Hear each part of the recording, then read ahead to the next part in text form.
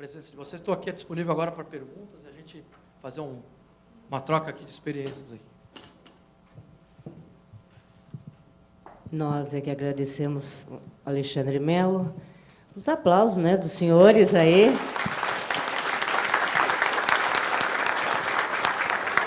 Lembrando aos senhores que tiverem as perguntas para falarem bem próximo, né, ao microfone, também responder, porque está tudo gravado aí para a nossa TV corporativa.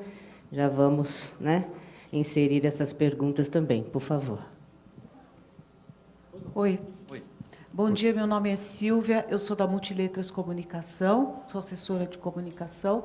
A gente tem clientes grandes e a gente utiliza essas mídias citadas, intranet, alguns fazem questão disso. Às vezes, a gente tem uma dificuldade de colocar para eles a necessidade dessa modernização. Mas o que eu queria saber é assim, a gente está falando de produtos que a VIB fornece. Então, eu quero saber o seguinte, a tecnologia para essas redes sociais internas.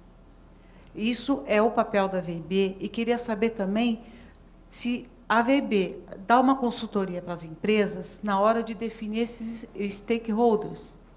Porque depende da empresa. Às vezes a empresa está em dúvida, nossa, mas eu coloco o cliente aqui nisso, os funcionários, de que forma, de que setor. Então, eu queria saber essas duas coisas. Primeiro, sobre essa tecnologia, até que ponto vocês fornecem, e também essa definição dos stakeholders. Obrigada.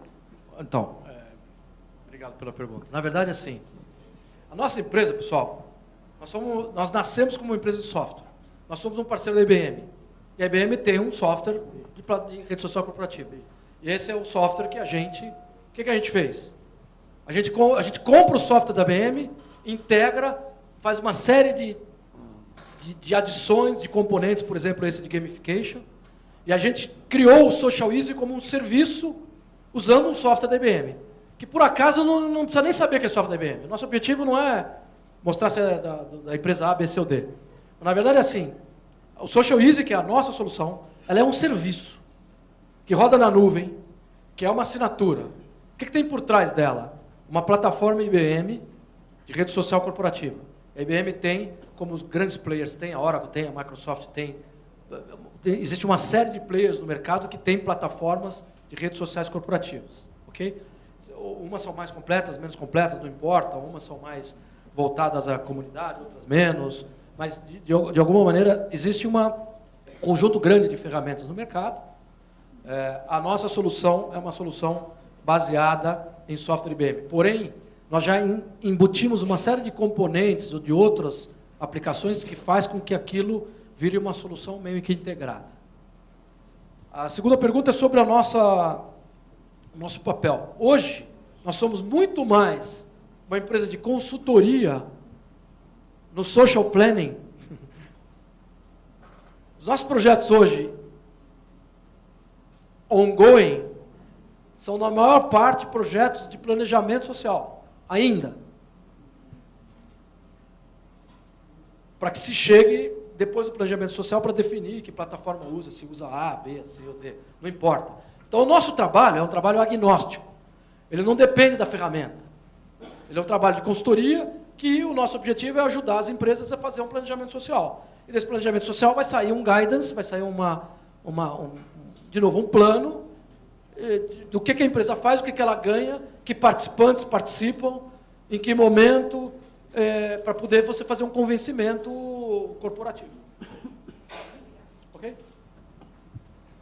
Olá, bom dia. Meu nome é Daniele, eu trabalho na GE, sou especialista de comunicação, e eu tenho 2 pontos para compartilhar também. O primeiro seria sobre a sua opinião com relação ao uso das mídias públicas envolvendo funcionários. Às vezes a gente tem ações que são internas, são com o público interno, mas elas têm um impacto nas mídias sociais, nossas no caso, fora da empresa. Então, como você vê isso, se é uma tendência, se você tem algum case para compartilhar? Então, na verdade, assim, aquela parte que a gente dividiu aqui meio da laranjinha, lembra? Aquela parte externa com a parte interna. A parte externa é uma parte que, de novo, ela está mais madura, que é a parte da relação da empresa, o monitoramento das mídias públicas, normalmente feita por uma área de marketing ou de atendimento a clientes ou alguém que de fato interaja na ponta com o cliente. Okay? Quando você implanta uma rede social corporativa interna, significa que muito do que é publicado ali dentro ele tem outro tipo de moderação. Só que algumas das coisas que são publicadas ali dentro também valeriam ser publicados fora. Só que aí o que você tem que definir? Um processo de aprovação do que é publicado dentro e o que vai para fora. E isso cair no mesmo canal que hoje é o responsável por falar fora. Então não é todo mundo, todos os colaboradores que hoje falam fora. Ok? Até por de novo, uma questão de governança, uma questão de vamos dizer, não é cuidado, de risco, mas é quase isso. É você definir que, pô, isso é legal. Eu tenho alguém aqui que está meio filtrando o que é falado lá para fora. É uma coisa razoável, eu acho que é uma boa prática. Porém, muito do que é falado aqui dentro também é passível de ser publicado fora. E por que não passar por esse mesmo filtro de aprovação para poder ir para fora? Então, eu acho que o que acontece é que essa delegação vai continuar um pouco assim ainda. Né? A área que, de fato, fala com o pessoal de fora, que é de marketing, que é de vendas, que é de atendimento, que está na linha de frente, são os caras que vão estar, de fato, interagindo externamente no conteúdo. E os caras aqui de internos, né? Algumas dessas informações que justificam vão para fora também, mas via este canal. E a segunda pergunta é com relação à autonomia e agilidade que a gente dá para as áreas. Muitas vezes, eu não sei se é a realidade em todas as empresas, mas você acaba substituindo o boletim semanal, uma newsletter, um canal que antes era consagrado ali, era um veículo que não pode faltar, dando autonomia para que as próprias áreas publiquem essas informações via a rede colaborativa da empresa. Então, o que vai acontecer? Né? Eu já vi uma pergunta também num evento desse, num congresso, que era assim, quem vai editar? Talvez, resumindo a tua pergunta, é um pouco isso. Né? Quem é o editor-chefe? Quem é o editor-in-chief aqui do que é publicado? De novo, cada comunidade dessa aqui vai ter uma característica. Você tem comunidades que vão exigir um nível de moderação maior e de um workflow de aprovação do conteúdo. Tem outras que vão ser livres. Então, de novo, vai depender muito da característica da comunidade, do que é falado na comunidade. E, de novo, como nós estamos no mundo corporativo, sempre vai haver um gestor daquela comunidade. E, de novo, vai existir um manual de normas e procedimentos. Vai ser a mesma regra que você tem hoje, que diz, pô, eu não posso subir aqui nessa mesa e gritar. Pô, isso está no manual de conduta de ética da empresa, vai ter lá um adendo, um capítulo dizendo o que eu faço ou não faço na rede social corporativa. Certo? Então, o que acontece? Vai variar de acordo com a característica de cada comunidade. Vamos pegar um caso com uma comunidade em que ela exija um certo grau de moderação. Beleza. O cara vai publicar, vai passar para alguém, que alguém vai olhar aquilo ali e que vai aprovar a publicação ou não.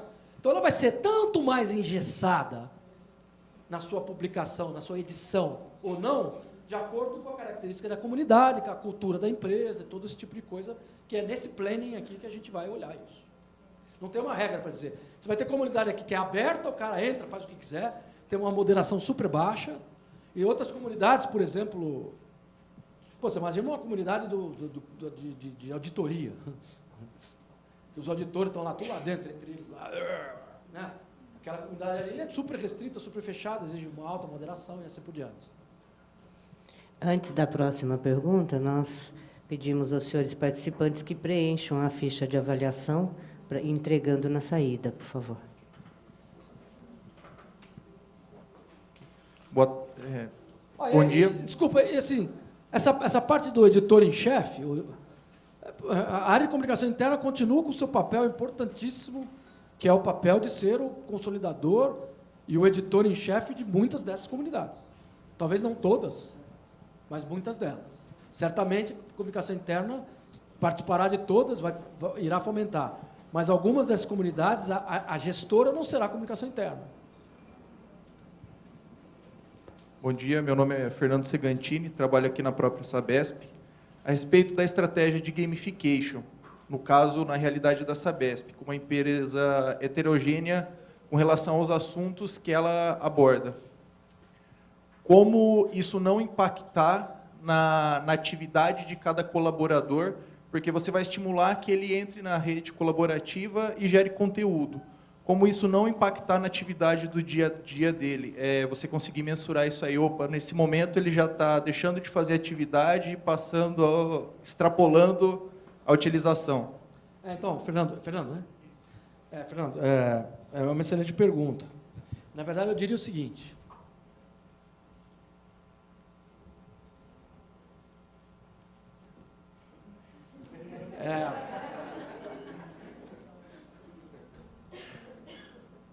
Se o cara não tiver se o cara não entrar na rede social corporativa para trabalhar, a rede social corporativa não serve para nada. Então, é que você fez uma distinção assim meio que ou eu trabalho ou eu ponho conteúdo na rede social corporativa. Você irá trabalhar usando a rede social corporativa. Os seus processos de negócio vão estar lá dentro. O seu botão da aplicação vai estar lá dentro. A sua aplicação de planilha de despesa vai estar lá dentro. O front, o seu menu principal, será uma rede social, uma cara de uma rede social corporativa, e os seus processos de trabalho vão ser feitos com elementos sociais. Então, você imagina, por exemplo, um processo de faturamento, que é o processo mais transacional, mais sistêmico possível, e que lá dentro, ao longo das etapas do faturamento, você possa interagir, blogar, twittar, adicionar vídeos de treinamento sobre algum aspecto daquela atividade, ter uma ideia e abrir um fórum de discussão daquela etapa do processo. Você está trabalhando. Só que você está adicionando um componente de colaboração nesse teu processo que é o tradicional. Era a mesma coisa que acontecia, de novo, há 25 anos, quando o pessoal perguntava, putz, se todo mundo começar a usar e-mail, quem vai trabalhar?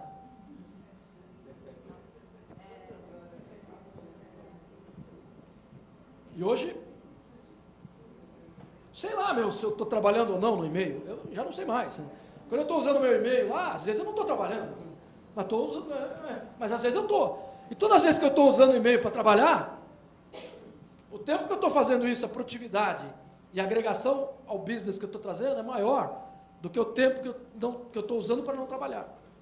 O exemplo que você deu do e-mail é muito bom, porque na hora que você está falando do e-mail, ele teve o seu crescimento, ele virou um spam, uma comunicação, virou todo mundo conversando pelo e-mail, até hoje ele está na maturidade de ser uma ferramenta profissional. E ele já está esgotado porque ele está virando uma ferramenta documental, e o e-mail não é para isso. Né? Agora a gente nasce, a rede social. A rede social ela já traz a parte documental, essa parte de ter versionamento e eliminar essa parte do e-mail para dentro de uma rede social. Só que na hora que você fala, assim, os processos vão estar dentro da rede social. Isso não é a realidade de hoje. Perfeito. Então, ele vai ter este boom, né? E depois, lá na frente, eu acredito que vai chegar nisso. Sim. Mas a gente está dentro de uma empresa e a sua empresa, com a experiência de implantar esse tipo de rede dentro de organizações, qual a experiência que você traz para a gente, ou o conselho, para a gente lidar com essa situação inicial? Então, perfeito. Então, a pergunta também remete ao social planning, porque assim, eu só vou criar comunidades que tenham métricas e benefícios voltados ao negócio, ponto. Se não for voltado ao negócio, não vou criar.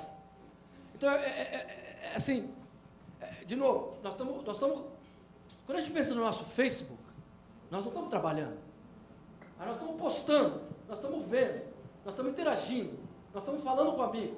Legal. Faça essa mesma coisa aqui trabalhando. No seu trabalho. Tudo bem, nós não estamos ainda no nível de maturidade, como nós não estávamos no e-mail lá atrás.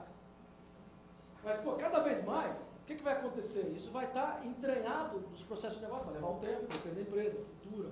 Né? Mas assim, gamification, o que gamification ajuda nisso? Eu vou premiar, eu vou reconhecer, eu vou pontuar conteúdos ou participações numa rede social corporativa que estejam ligadas ao business, pô. Eu não tenho rede social, eu não tenho uma comunidade aqui chamada jogo de tênis. Não tenho. Se eu quiser ter uma comunidade de jogo de tênis, eu vou para o Facebook, pô. Você entende? Então, de novo, pessoal, pensem que é exatamente tudo o que a gente faz na nossa pessoa física, com os nossos amigos, O mesmo conceito que eu vou estar fazendo com meus colaboradores, com meus colegas de trabalho, com meus stakeholders externos. Quando justificar eu produzir conteúdo, entrar, colaborar, eu entro, eu interajo. Quando justificar, eu vou continuar com o Facebook, com meus amigos. Eu não quero meu amigo aqui no corporativo, e nem quero ser, eu não quero ser amigo do meu par na empresa, no Facebook, por exemplo. Então, assim, eu vou dar um caso aqui, que a gente participou de um projeto interessantíssimo, tá? É de uma montadora, num processo de recall de automóvel. O recall de uma determinada peça de um automóvel dessa montadora é um recall global. Então, quando eles descobrem que tem um problema na peça, eles têm que fazer um recall em nível mundial. Você imagina o que a área de comunicação trabalha, né? Quando acontece coisas desse tipo. E esses caras têm 15 dias para definir qual é, não só o processo de comunicação ao mercado, mas definir exatamente o que fazer, como chamar, avisar todas as revendas, né? as concessionárias, botar o recall no ar, 15 dias, senão eles têm uma multa assim tremenda, sei lá, de órgãos mundiais de aba 4.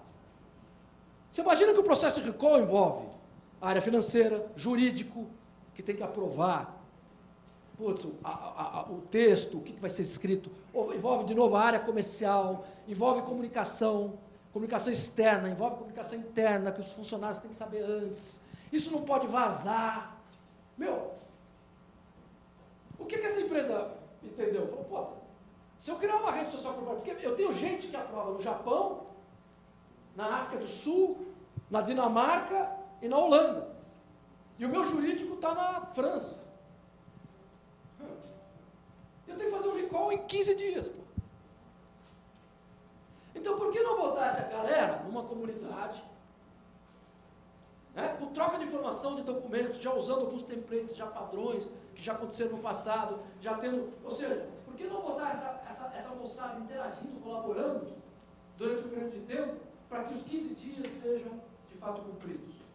Então, isso aí foi feito. Então, é um caso típico de um uso específico de colaboração, usando elementos sociais, num processo de negócio core, crítico, em que a aceleração da informação entre as pessoas responsáveis por cada pedaço do processo viabiliza os tais dos 15 dias, que eles nunca tinham cumprido antes.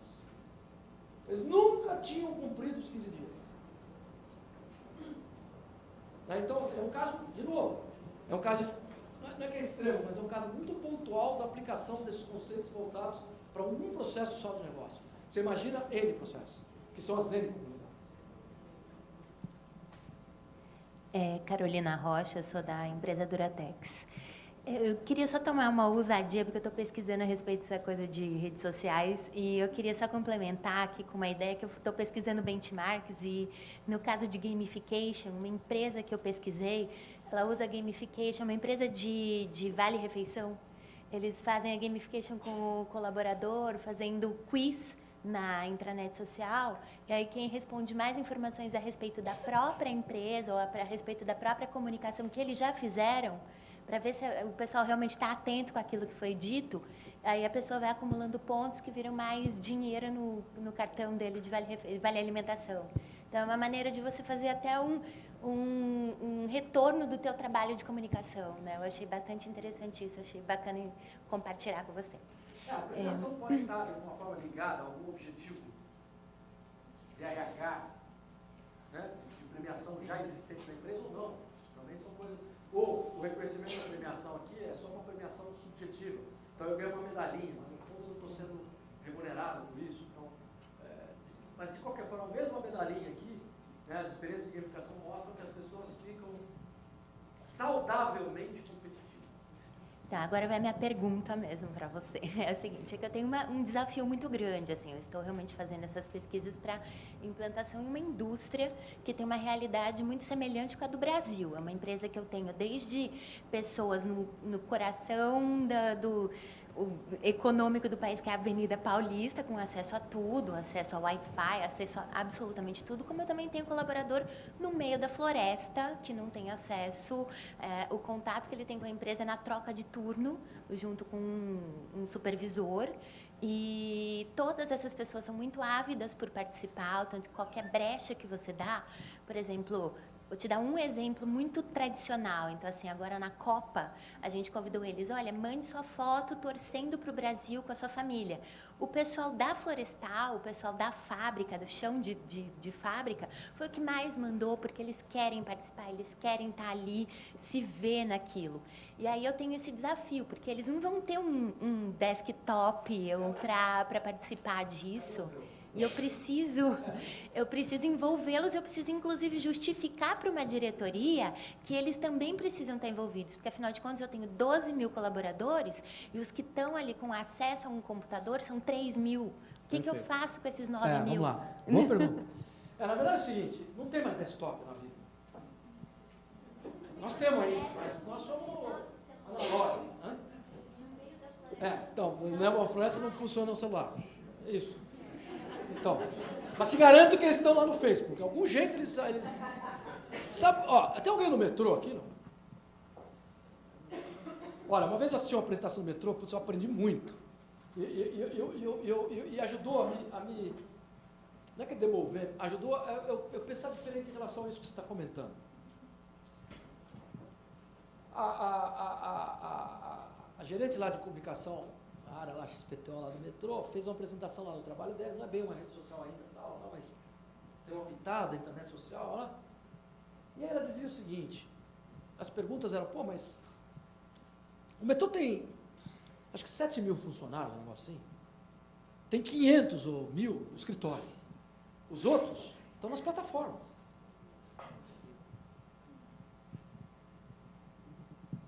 Aí, como se diz lá no popular, né? Como é que vive? Como é que vive, né? Como é que vive?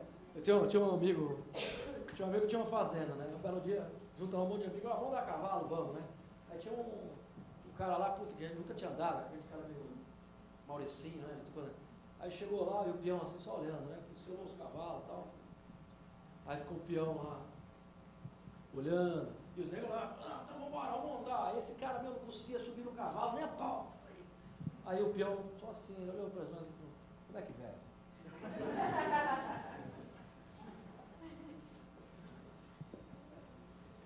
Essa apresentação mostrou, primeiro, parte do que você já detectou, que essa turma é a turma que é mais carente, socialmente, corporativamente falando. Ela venera passar na sede lá do metrô e olhar, putz, eu trabalho aqui. Porque ela nunca trabalhou ali, fisicamente. E aí, ela mostrou pra gente uma estatística de que esses caras, e ela mostrou fotos ali também na apresentação, na troca de turno, ou nos intervalos de descanso, eles têm lá, sei lá, cada hora tem 15 minutos de descanso. Eles vão para uma salinha chamada, sei lá, descompressão. Todas as empresas têm essas. E é um festival de zap-zap. Então, assim, quer dizer o seguinte, a gente minimiza muito, né, o poder de penetração desse tipo de coisa. Os caras estão no Facebook. Eu te garanto que o cara lá da floresta, ele na hora que ele tiver o smartphonezinho dele lá, o mais sem vergonha possível lá, ele vai buscar o Zap, ele vai procurar o Facebook. Ou seja, de novo, é uma questão de maturidade, é uma questão de que nós temos ainda vamos dizer, um mercado super virgem para crescer, porém o potencial... Pois não.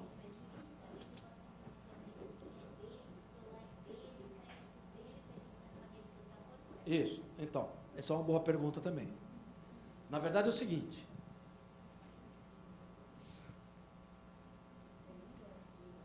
Hã? Claro, é isso que eu ia dizer.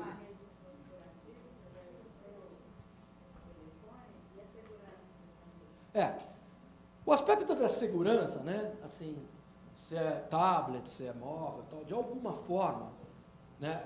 Existem, da mesma forma que hoje você pode fazer uma transação no banco usando o seu celular, e aí aquelas coisas de sempre, usa no Wi-Fi, aquelas regrinhas básicas que a gente conhece, estão também disponíveis da mesma forma esses aspectos de segurança, quando esses players montam essas redes, constroem esses sistemas tal, com essa robustez, tem uma série de aspectos de segurança já embutidos ali. É lógico que a gente nunca consegue vencer, né? Os bancos gastam bilhões de dólares em segurança, porque quando eles descobrem um tipo de fraude, imediatamente no outro dia já tem um outro diferente, e aí você está sempre correndo atrás do rabo.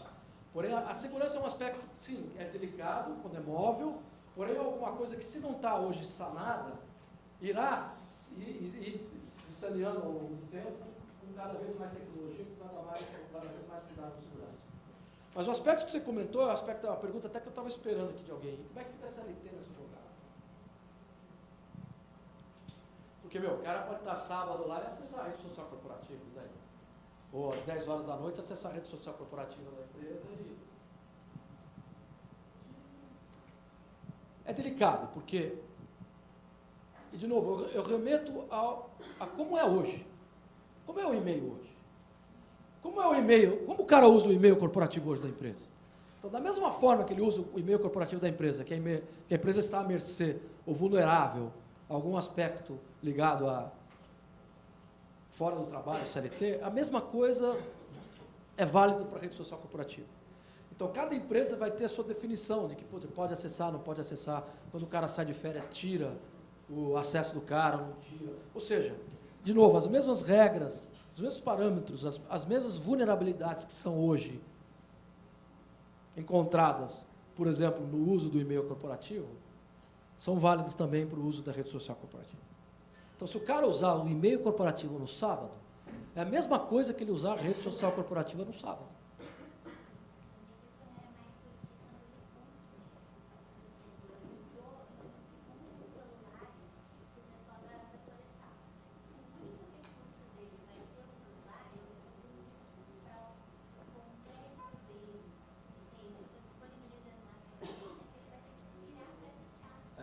Não, perfeito. Não, perfeito. Então, na verdade, isso é uma política, cada empresa tem uma política de cede o corporativo, não cede, é o próprio, o cara traz o tablet dele. Existe um movimento no mercado, não sei se quantos de vocês já ouviram falar, chamado BYOD, B-Y-O-D, a gente chama BYOD, que é Bring Your Own Device. O funcionário, quando entra na empresa, ele Bring Your Own Device. Essa é a tendência. Se nós aqui temos que resolver o problema de CLT, o resto do mundo não está preocupado com isso. Assim, o Bring Your Device, que eu estou colocando aqui de novo, é um movimento, é uma tendência de que os devices,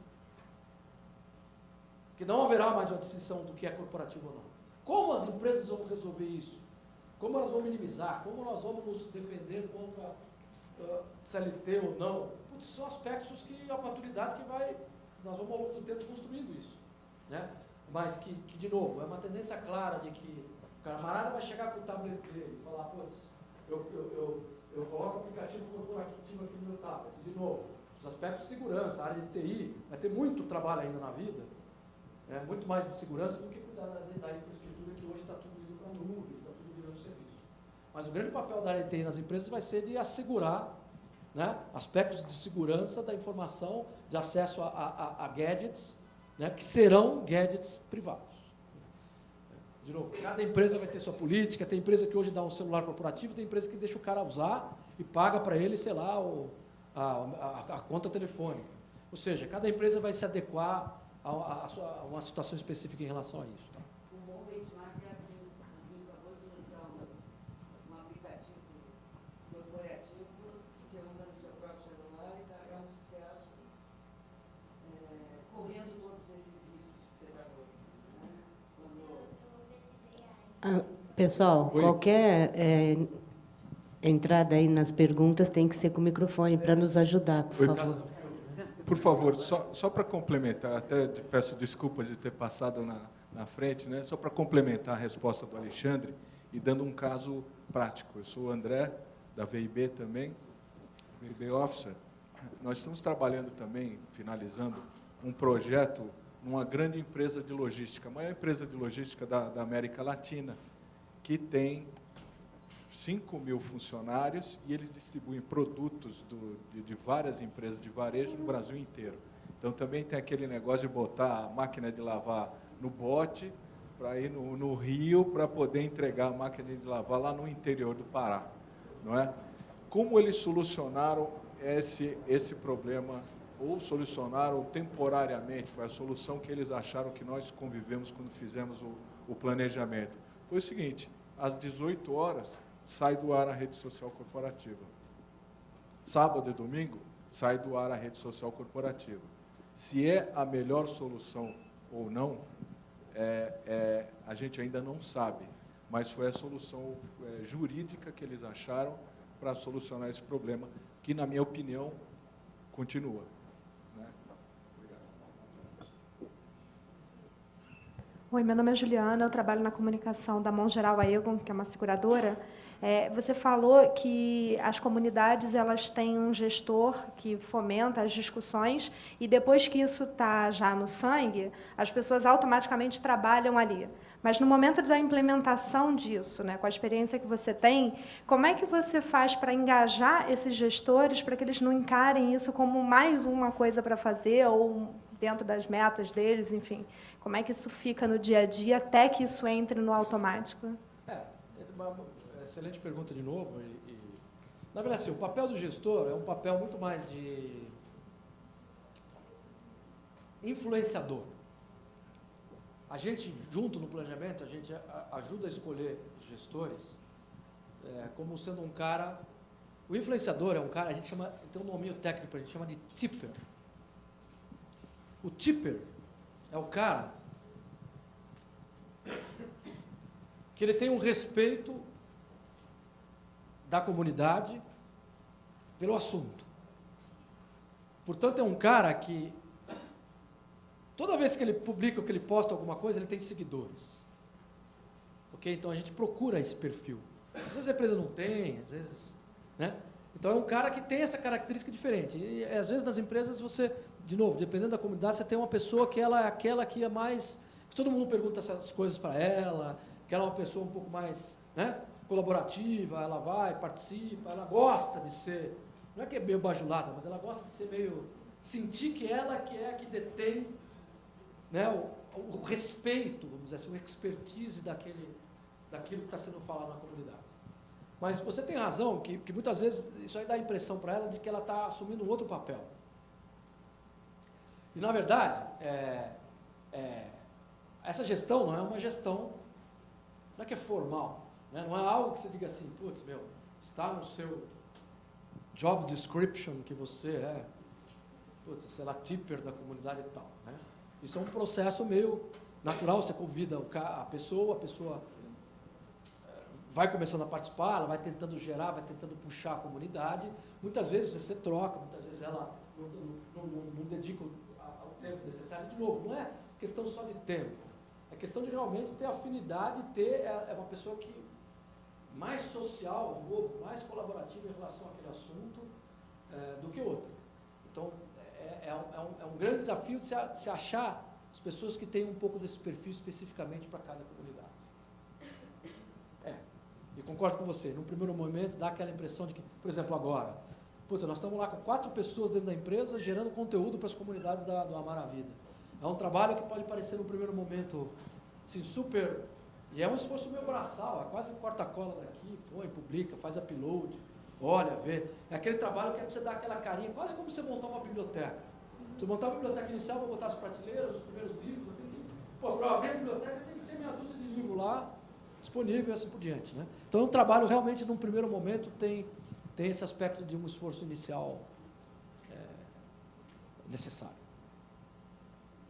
E quando você fala no naturalmente, é meio viral mesmo, tá? Então, um vai chamando o outro, vai vendo, vai participando, aí o gestor vai cada vez, vai ficando mais, assim, menos controlador, vai ficando menos influente na comunidade. Bom dia. Eu sou o Caio, trabalho na CIA, empresa de moda, e eu queria fazer uma pergunta, assim, estressar um pouco mais aquela questão, até que já foi comentada, assim, por exemplo, eu tenho um canal que já tem uma grande credibilidade dentro da minha intranet. Como que eu poderia utilizar a credibilidade? Quando eu digo credibilidade, a gente fez uma pesquisa e ele tem realmente mais de 90% de credibilidade. Como eu utilizo a credibilidade, o nome que foi construído desse canal dentro de uma rede social interna? Vou dar um exemplo que passou pela minha cabeça. Eu poderia ter uma comunidade que leva o nome desse canal e eu postaria, assim, eu queria saber se esse é um bom caminho, se você tem alguma outra sugestão. Tá. E só complementando, uma outra questão que você disse de que as coisas não podem ser implementadas num Big Bang, assim. Você trouxe um pouco de como seria a melhor forma de fazer isso por meio do planejamento, mas eu queria entender um pouco mais do que você entende como esse Big Bang, ou seja, o que não fazer nesse caso, assim. Vamos começar pelo Big Bang. O Big Bang, na verdade, é assim. Agora nós devemos começar, provavelmente no começo do ano, um projeto de planejamento de uma empresa que comprou a ferramenta, instalou, botou lá e falou, isso aqui é viral. Então o Big Bang é assim. Primeiro, esse foi um Big Bang tosco, porque era um Big Bang que não tinha nem comunidade. O Big Bang uma vez que eu defino todas as comunidades e falo, vou lançar tudo de uma vez, esse é um outro tipo de Big Bang.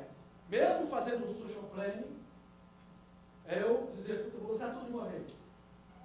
O que a gente sugere vamos fazendo, um crescendo, até porque com 1, 2, 3 comunidades a gente vai aprendendo, para aí sim, aí depois você solta para 20 de uma vez. Então você tem um Big Bang que é aquele tosco, que eu não fiz nada e achei que do mundo corporativo as coisas são virais, não são. E aí agora tem que fazer um social planning, começar tudo de novo, lá para poder aí fazer, e ele já a ferramenta já pronto. Só que, não tem uso, não tem acesso, não tem conteúdo. E a tua primeira pergunta em relação ao teu canal, que é... Sabe o que as empresas têm usado muito? Você é o... Caio. Elas têm pego os seus canais, ou a sua intranet, e têm colocado pitadas de elementos sociais nela. Então, por exemplo, você não tem um blog lá, sei lá. Você pega a função de blog da rede social, põe lá. Você não está usando a rede social corporativa. Você está usando uma função de blog na rede social corporativa, não importa, o usuário quer saber. E ele está se logando, tudo. Para ele é tudo como se fosse a tua intranet. Ou seja, a tua intranet vai ficar mais social. Só que em vez de você inventar, de você desenvolver, já pega a pitada de módulos, de elementos sociais das redes sociais corporativas e põe lá dentro. Por exemplo, criar um perfil, para depois você achar as pessoas. Aí você vai embutindo elementos sociais na tua própria intranet. Quando você olhar, a tua intranet virou uma rede social corporativa escondida. Muita gente tem usado ou planejado fazer isso. Porque às vezes a disrupção é muito grande. Agora, você pegar, por exemplo, a credibilidade que você tem do nome, da brand dessa comunidade, e numa rede social você conversar com ela, também seria, certo? Um pouco a disrupção do uso, de layout, né? Tem que ser mais ou menos para ter pouca disrupção. Né? E nesse caso especificamente, eu acho que a solução seria realmente ir botando pitadas e enxertando os elementos sociais na tua própria internet. Como se fosse uma função nova que criaram. Aí quando você vai ver, a tua rede social por trás, ela está por trás escondida, está fazendo todo esse papel dessa riqueza de elementos sociais. Isso é possível. Assim, você integra. Você fala, eu quero só blog. Aí você pega só o blog aqui, integra. Eu tenho SharePoint, eu tenho PHP, eu tenho não sei o quê, eu tenho não importa. Esses elementos sociais aqui você integra em qualquer tipo de tecnologia de intranet, de internet, de portal. Isso aí não é uma restrição. Pois não. Temos tempo para mais uma perguntinha.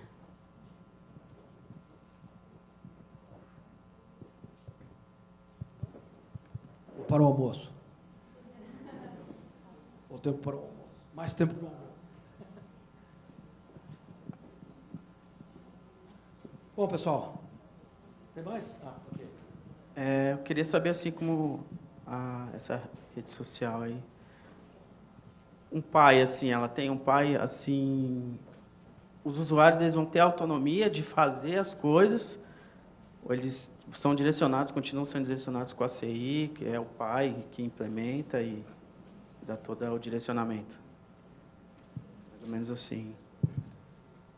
Ou é definido cada... É isso. Então, o que acontece? Quando você faz esse planning aqui, você está meio que definindo quais são as comunidades, tá? Lógico, você entrevistou, você ouviu todo mundo. É um processo de participação, não é que você sentou lá com a área de comunicação interna e ditatorialmente você definiu que aquelas são as comunidades. Você faz um processo meio de... Você avisa, está tendo trabalho. Ó.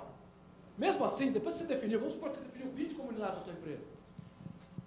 Isso é um processo vivo. Significa que, depois de um tempo, algumas daquelas comunidades podem morrer por inanição. E outras têm a necessidade de surgirem. Inclusive, espontaneamente.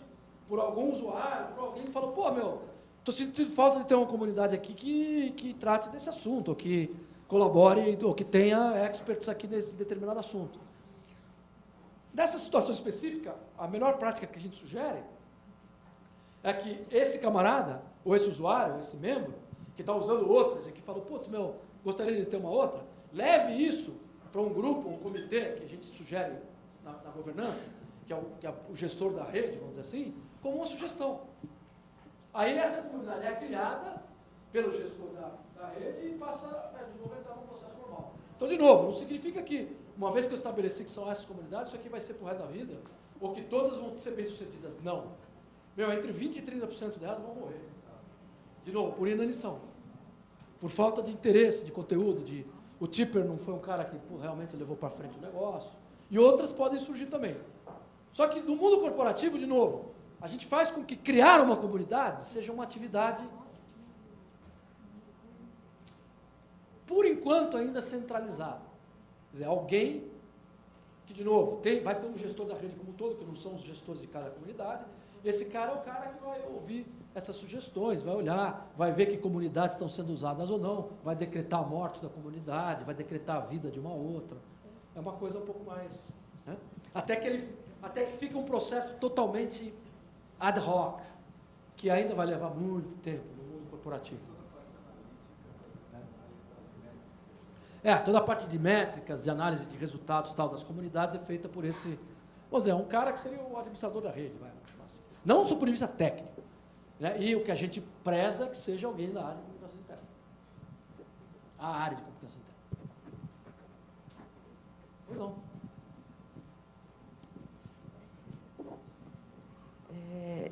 Você falou sobre as métricas, né? Meu nome é Márcia, eu sou da Sabesp. Eu gostaria de saber se nessa implementação que a empresa de vocês fazem, com a ferramenta da IBM, vocês já trazem essa ferramenta, essa interface de métricas para que facilite a vida do administrador dessa rede, das redes? Já existe todo um componente, tem um componente lá, que é um componente das estatísticas de uso, que a gente chama, que é diferente das métricas da comunidade. Tá? Cada empresa, cada comunidade tem a sua métrica. Por exemplo, o tempo de integração do novo funcionário é uma métrica, é um indicador de performance daquela comunidade que vai agregar alguma coisa ao business. Outra coisa é dizer, quantos caras entraram na rede na última semana? Desculpa, quantos caras entraram na comunidade na outra semana? Quantos blogaram? Quantos baixaram algum vídeo? Quantos comentaram? Existem estatísticas de TI e estatísticas do negócio, né? Eu diria, estatísticas de uso, né? Que são aquelas métricas quantitativas de quantos, quem fez, qual é o elemento social mais usado ou não, que é utilíssimo, que é para você medir a temperatura da história. Outra coisa são os KPIs, são os indicadores de performance da comunidade ligado ao negócio, que essa está atrelado a business. A ferramenta vai trazer a... Vai trazer a estatística de uso. A outra, tem que ser cada comunidade, cada empresa tem a sua forma de medir ou não. Porque nós vamos fazer o quê? Nós vamos medir antes, e depois vai dar um tempo, 3 meses, 6 meses, um ano, vamos medir depois. Tempo de integração aqui, usando os mesmos critérios. Diminuiu? Diminuiu. Legal. Então, a gente infere que essa diminuição foi por influência do uso daquela comunidade, já que as outras variáveis permaneceram constantes.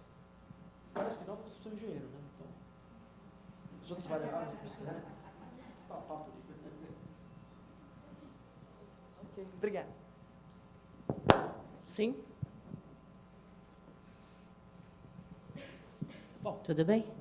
Foi um prazer enorme estar com vocês aqui. Aprendi bastante nessa nossa interação aqui. Nós estamos à disposição da ABERJ, à disposição de vocês para evoluir com esse assunto. E realmente, gente, é a área de comunicação interna que tem que pegar esse leão na mão aí, essa oportunidade de negócio e trazer uma coisa diferente para a empresa. Essa é realmente a nossa visão. Nós é que agradecemos, o Alexandre Melo, da VIB.